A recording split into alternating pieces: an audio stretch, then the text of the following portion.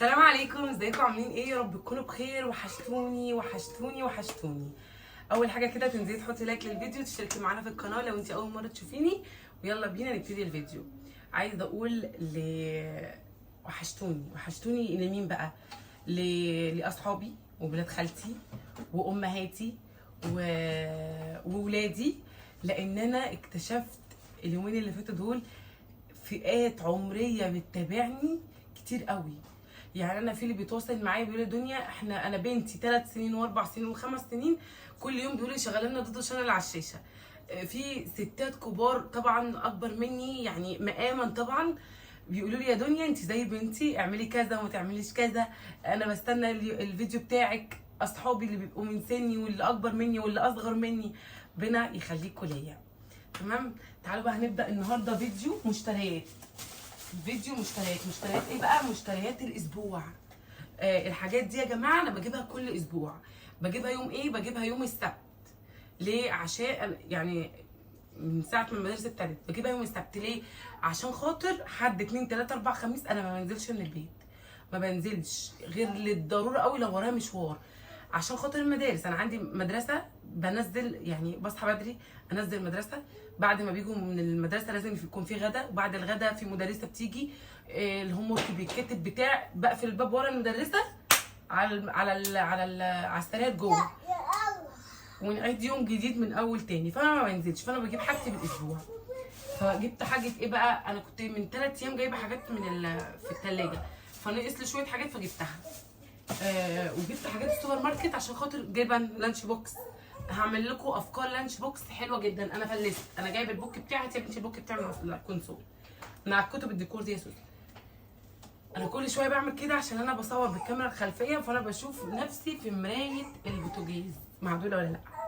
بصوا يا جماعه، ده نصيب بقى، نصيب. انا نازله كنت عند امي. انا بقالي من قبل ما المدارس تبتدي ما رحتلهاش. تمام يا بنتي، اول ما دخلت عليها كانت صاحيه، اول ما فوقت كده وطلعت، يا بنتي انت لابسه اسود ليه يا بنتي؟ يا بنتي انت بتفولي عليا يا بنتي. امي اللي يجننها يلبس اسود قدامها، تقول يا بنتي لابسه اسود ليه يا بنتي؟ بتفولي عليا يا بنتي. يا امي بعد الشر عليكي ما تلبسيش اسود، ما تلبسيش يا بنتي اسود، مش عارفه يا امي. انا يا جماعه انا لو انا لابسه عبايه سودا ما بعرفش ان انا البس طرحه لونها عادي غير لازم تكون سودا نفس لون العبايه. فانا بحب كده، لابسه عبايه كافيه البس طرحه كافيه، البس عبايه سودا البس طرحه سودا، عبايه بيضاء البس طرحه بيضاء كده. انا بحب كده، يعني بالذات خروج سيبكم من البيت انا ما بحبش كده. يعني انا لابسه العبايه دي غاليه عليا جدا، كل ما باجي انزل بنزل بيها. دي كانت جايبها لي صاحبتي من الامارات، حبيبتي ام عبد الله، جايبه لي عبايات كتيره قوي. يعني دي اكتر واحده انا بلبسها. في الاثنين بقى، في اللي بيتلبس تحتيها بنطلون، في بيبقى كارديجان وبتاع من جوه، بس دول ما لبستهمش. المهم ايه، وطلبت عبايات يا جماعه تحفه تحفه تحفه، بس مش هقول لكم عليها عشان ايه تتحرق المفاجاه. المهم بعد ما جبت الحاجه قاعده في المدخل، اسانسير عطلان. قلت لهم بقول لكم ايه، انا قعدت لهم بقى تحت، قلت لكم بقول لكم ايه، انا قاعده في المدخل لحد ما تشغلوا الاسانسير انا وحاجتي. رحت جايبه ايه؟ رحت جايبه حاجات كتير دبستها في قلب اكياس عشان خاطر ايه، في حد كده عندي في العماره هنا لما بيشوفني جايبه حاجه اقسم بالله واحده، يعني بدون ذكر اسماء، يعني حد شافني في المدخل كنت جايبه كرومبايه ساعتها، الكرومب طلع معجن. انا ما بعملش كده، يعني انا المحشي بتاعي كله عادي، عادي جدا مفيش اي حاجه، بيطلع حلو جدا. واحده كل ما تشوفني معايا حاجه الحاجه دي لازم تبوظ. فبجد بجد حلوه قوي ان انت تجيبي شنطه سودا او شنطه سوق وتحطي كده فيها حاجه.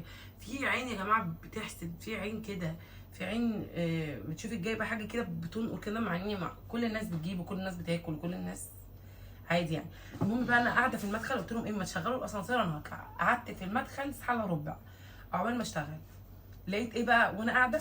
لقيت في حد بتروسيكل فتح جيب سجادات، محمل التروسيكل ده سجادات وبيفرش في الشارع وبيبيع. ففرش سجادتين، جت في الثالثه بقى دي بصوا هي جايه لكم، بصوا هي مش جايه لكم قوي، هي لونها جري بس هي جري فاتح عن ايه، عن لون المطبخ. قال لي ايه، بقول له بكام دي؟ لقيته بيبرمها لي كده، بيبرمها كده بيلفها وبيقول لي ايه خد. قلت له لا بقول لك ايه الشغل دوت لا انا بقول لك ايه قول لي بكام، ما هو انت ممكن تقول لي سعر ما يعجبنيش فخلي حاجتك عندك. راح قال لي ايه، دخل المدخل وانا كنت قاعده كده جنب مساعد العماره والناس كلها واقفه ب 650 جنيه. قلت له 650 جنيه ايه يا عم الحاج؟ 650 ايه؟ دي مش سجاده، دي مشايه، ده هي بص ده بتتحط في الغساله تتغسل، دي مش سجاده يا باشا، دي مشايه. فقال لي انت عايزاها بكام؟ قلت له انا عايزاها، ما انا ممكن اقول لك عايزاها ب 100 جنيه، انت هتقول لي بس هي كبيره بصراحه يعني. بصوا انا عايزه اقول لكم ان هي هتطلع اكبر. تصدقي يا بنتي ياسمين دي اكبر من المطبخ. دي هتتقص بقى، هقصها عشان انا عايزه حاجه تمسك هنا. ليه بقى؟ عشان خاطر بقعد هنا انا وسليم بناكل، ما بطلعهمش بره عشان ما يكركبوش الدنيا، فبفرش هنا في الارض وباكل، بجيب الصينيه كده وناكل لو مش محمد مش موجود يعني. فبتاع ده قلت له، قال لي انت عايزاها بكام؟ قلت له 300 جنيه. قال لي لا قولي لي كلمه ثانيه. قلت له ايه ب 300 جنيه؟ وانا اصلا اتسرعت ان قلت لك 300 جنيه، كنت بقول لك 250. قال لي يا ست انا بقول لك 650. قلت له انت تقول اللي انت عاوزه، انت تقول 1000 جنيه، قول اللي انت عاوزه وانا اقول اللي انا عاوزاه، كل واحد يقول اللي هو عاوزه. فخدتها منه 300 جنيه. بس هي حلوه وكبيره، حلوه وكبيره، هي طويله هتاخد المطبخ كله، بس هي عريضه عرض فانا هقصها. تمام. جبت دي هرفرشها معاكم في فيديو روتين. تمام. نبتدي ونشوف احنا جبنا ايه. اول حاجه كده يا جماعه، انا كان ناقصني بصل. انا من يوم الخميس جبت بطاطس وطماطم وفلفل وحاجات كده، وانا بحط البطاطس طلع البصل مش بصل، فرحت جايبه بصل وجبت الخس ده عشان هعمل لكم وصفه حلوه جدا. شفتوا سندوتش اللي طلع في كنتاكي جديد اللي هو الستريبس وعليه حاجات كده، هعمله لكم زيه بالظبط، بيديلكم كل حاجته بدل ما نروح نجيب كنتاكي، وكنتاكي ده مقاطعه. فايه نعمله في البيت. وجايبه الخس برده عشان هعمل بيه افكار لانش بوكس للانسه سليم، عشان سليم انفه جدا في الاكل. بصوا سليم بتعمل حاجه كده. بصوا بقى دي اول حاجه كده. انا يا جماعه زي ما قلت لكم كده بجيب حاجتي اللي هتكفيني الاسبوع كله، عصاير، حاجات للانش بوكس، حاجات في التلاجة كده يعني. الاستاذ سليم بيحب الكورن فليكس ده اللي هو بتاع تيميز، انا كنت بجيبه سايب من الفرجاني، بس انا ايه فرجاني بعيد دلوقتي عني وفي اخر الشارع، انا مش قادره ان انا امشي والله، فجبت له ده. عندي لسه باقي بتاع حوالي ربع كيلو كده من التاني. ده كان عايز بقى من اللي هو الشوكولاته ده، هجيبه لكم ده عشان بخليه يفطر بيه. السمنه عندي خلصت، مش خلصت، اتحرقت. فاكرين السمنه اللي اتحرقت؟ عندي زبده، بس انا عايزه سمنه، بحب ان انا انوع، في حاجات بحط لها زبده وفي حاجات بحط لها سمنه، فجبت دي لحد ما اجيب سمنه بلدي. لحد كده ما اشوف حد كده بيبيع سمنه بلدي تكون حلوه فلاحي كده نظيفه كده، اروح جايبه منها. جبت دي. انا عندي زبده فرن في التلاجة، فرن لا كريستال برضو، زبده في التلاجة، فجبت دي تقضيني لحد ايه ما اطلب طلبيه كده، عشان عايزه تكفيني من السنه للسنه. يعني انا عايزه اجيب واسيح وتكفيني من السنه للسنه. جبت 2 ريد بول بعد ما كنت بجيب بالكرتونه، بس خلاص دلوقتي انا واحده صاحبه الالتزامات دلوقتي. الحد كان اجازه صح؟ يبقى فيه 2 3 4 خميس، 4 ايام بس المدرسه اهو، 2 3 4 خميس، ايام الاسبوع 7. عشان زين بتاخد ايام الاسبوع دلوقتي في المدرسه. زين بيحب العصير الميكس الفراوله، فانا جبت له فراوله وجبت له ايه اللي هو الشوكولاته ده. ابوهم انا ليه بجيب عدد الايام كده بالمدرسه عشان اللانش بوكس وكده. محمد وهو طالع في لما هو بيكون طالع مثلا الصبح، عشان هو جايته دي مش اخر النهار ولا اي حاجه زي الناس، لا بيجي الصبح الظهر، فبيجيب لهم عصاير. انا بقى جايبه الحاجات بتاعت اللانش بوكس اللي ملزومه منها من المصروف، الحاجات اللي هو بيجيبها انا ماليش دعوه بيها، خلي المصروف يا حبيبي. سليم بنتي عصير برتقال بس، مفيش مانجا، مفيش كوكتيل، مفيش جوافه، احنا مش هنهزر. فجايبه لها برده ايه عصير برتقال. حاسسها؟ رائع. اقسم بالله رائع. عارفه يعني ايه رائع؟ يعني كل الاكل ده الباقي توست. سليم بنتي عايزه سندوتشات بالتوست، وتقول لي ايه؟ بس هما كده مش شايفينك يا سليم. عايزه سندوتش جبنه رومي تحطه في التوستر يسيح. جبنه رومي محطوطه في قلب التوستر، تحط في التوستر اللي هو بيسخن ده، والجبنه تسيح عشان هي عقبال ما تلبس وتروح المدرسه وتاكل الجبنه هتكون لسه بتسيح. وجبت ده يا دوبك هيكفيهم يوم، هو كل واحد هياخد سندوتشين. جبت بقى العيش ده من ريتش باك، ده اللي هو بس سليم. ده منه ممكن بس سليم حاسب كده، بس حاسب كده عشان بصور. ده منه ممكن اعمل لكم فكره بيتزا. هعمل لكم سندوتش كنتاكي الجديد ونعمله احنا في البيت. فرحت انا جايبه بقى ده، انا كنت جايبه منه قبل كده. هعمل لكم شويه افكار بيه. ده ممكن تعملي بيه كريب، تعملي بيه اللهم صل على النبي بيتزا، تعملي بيه السندوتش بتاع كنتاكي، تعملي بيه في سندوتش بيض هعمله لكم برده بالعيش ده، في اللي هو العيش الشاورما السوري، كله هنعمله بيه. سليم دلوقتي مش عايزه تاكل لانشون ايه اللي انت بتعمله ده؟ لانشون. فهي مش عايزه تاكل اللي هو اللانشون العادي، فانا جبت لها لانشون فراخ، جبت لها ربع كيلو، وجبت كمان ربع كيلو جبنه رومي عشان هي عايزه يتحط في التوست ويسيح. ده الحبابي. يا جماعه قبل ما اكمل لكم الحاجه عايزه اوريكم انا سرقت ايه من نور اختي ومن امي. بصي يا سلام عامله ازاي دي، كنت فاكراها نسيناها في التوك توك طلعت تحت. امي كانت عامله ليمون باين، كانت عامله ليمون معصفر مخللاه، فعامله خلطه كده. انا رحت فطرت معاها، عملنا سندوتشات فينو بالطعميه وحطينا عليها ديت وجرجير، خطيره. فاخدت منها اللي في البرطمان كله، هما كانوا اخر حبه دول، وانا شلت منها الطبق ده.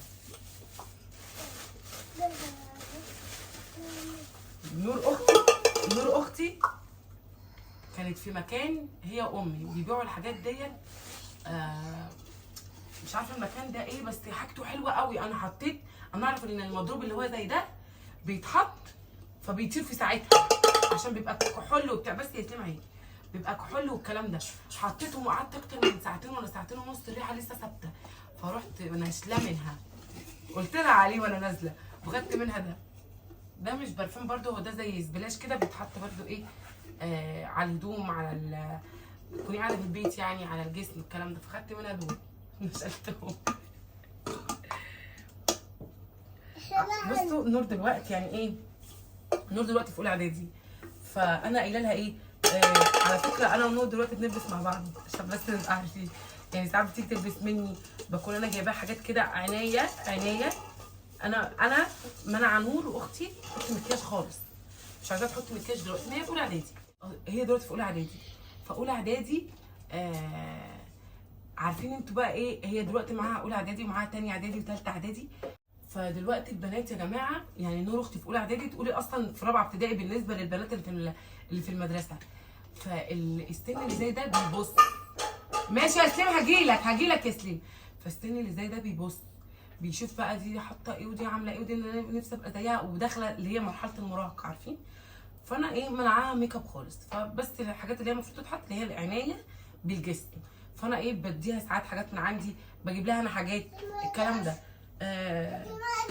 فانا يعني هي نور اختي يعني لما جت اتولدت، يعني انا نور يعني بشوفها مش هي اختي، بشوفها ساعات بنتي، او الحاجات اللي هي كلهم مشبهينها بيا عشان هي شبهي. فبتاع ده يعني نور لما جت اتولدت كان عندها قد ايه؟ نور دلوقتي عندها قد ايه سنين؟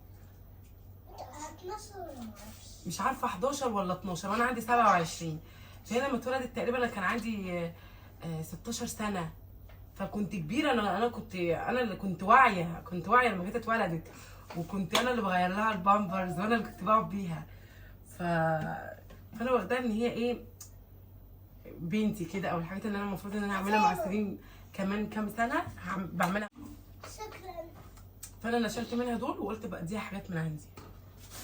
تعالوا نكمل نشوف انا ايه. جبت بقى ايه، الاستاذ سليم ما بياكلش سندوتشات. لو انا زعقت له ان هو ما بياكلش سندوتشات فبيرمي السندوتشات في المدرسه، بقعد اضحك عليهم واقول لهم الكاميرات جايباكوا. سليم اللي بقت تخاف وتاكلها، لكن سليم يا يرجع لي بيها يا يرميها في المدرسه. فهو ما بياكلش سندوتشات خالص. انا كبيري قوي معاه، بحط له سندوتش وبحط له تفاحيه وموزايه وعلبه العصير. هو سليم مش ميال للاكل، صوتي بيطلع معاه، العماره كلها بتسمعه. فهو بيشرب العصير وبياكل فاكهه. فانا جبت له ايه، جبت موز عشان خاطر المدرسه وكده يعني، وجبت كمان تفاح ليه. طبعا يا سيدي انت بعيده عن الحاجات دي نهائي. نهائي. بس جايه تقولي نهائي نهائي نهائي. نفسي اكسب ابراهام في مره واكل سين بنتي نوع فاكهه ما تاكلوش نهائي.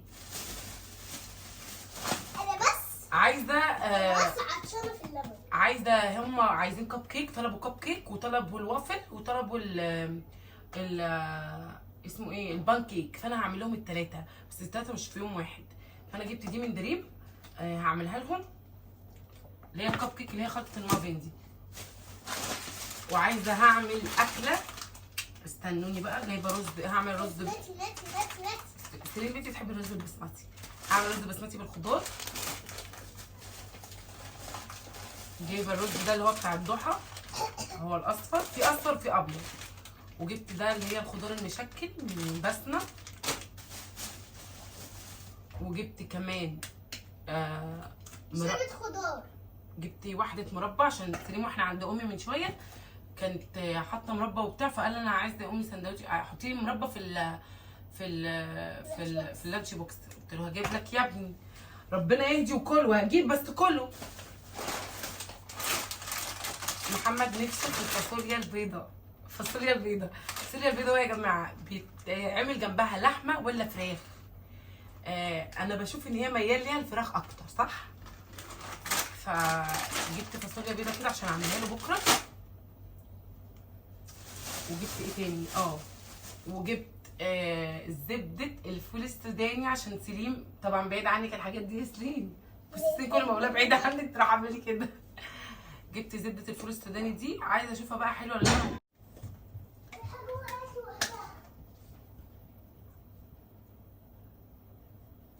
اللي وقع يا سليم.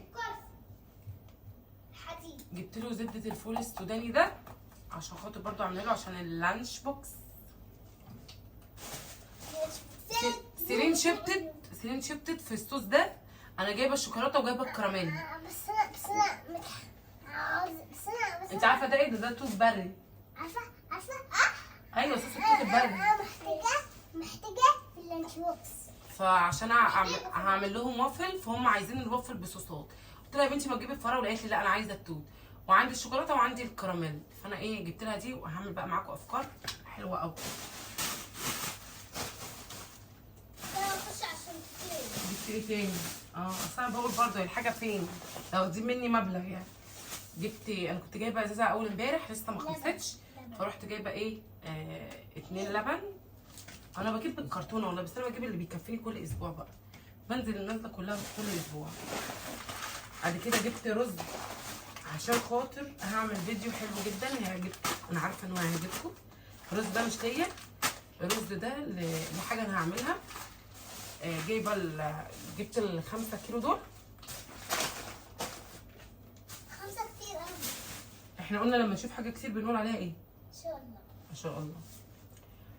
البرسيل عندي خلص فرحت جايباه. ده بيقعد يا جماعه معايا، انا شايفه ان هو بيقعد معايا فتره. يعني انا واحده بغسل ممكن يجي عليا في اليوم اغسل مرتين، مره الصبح ومره بالليل، بس انا كايام عادي بشغل الغساله مره واحده في اليوم. فده اقسم بالله قعد معايا داخل في شهرين. روح هتلاقي من على الغساله، فقعد معايا شهرين حلو جدا. هو انا بملى الغطا على عينه، قعد معايا شهرين بشغل الغساله كل يوم. هي دي الحاجه اللي انا جبتها. عايزه بقى قبل ما احطهم في التلاجة عايزه تتغسل، والمطبخ عايز الاكل اللي انا كنت عاملاه اول امبارح وامبارح خلص الحمد لله، غسل الحيل بتاعته. بصوا اهو، ده كمان ده الاصغر. بصوا قعد معايا داخل في شهرين، ده الاصغر. بصوا مكتوب عليه ده من اللي هو بيعادل 5 كيلو باودر. ده بقى ال6، مش عارفه ده هحسبهولي بكام. ده كنت جايباه من بتاع المنظفات ب 185. فده اللي هو 6 كيلو بقى، ده زي الكيلو. شوف بقى هيقعد معايا قد ايه. بس كده هلم بقى الحاجه دي كده اوبا. وقبل ما احطهم في التلاجة هغسل التلاجة وهعمل معاكم روتين بقى، بس هنقفل الفيديو على كده بس كده. روحي يا سوسو دوسي على الزرار الاحمر. بس يا جماعه ده كان الفيديو بتاعي النهارده، يا رب يكون عجبكم. استنوا الفيديو بكره، مع السلامه. دوسي يا سوسو على الزرار.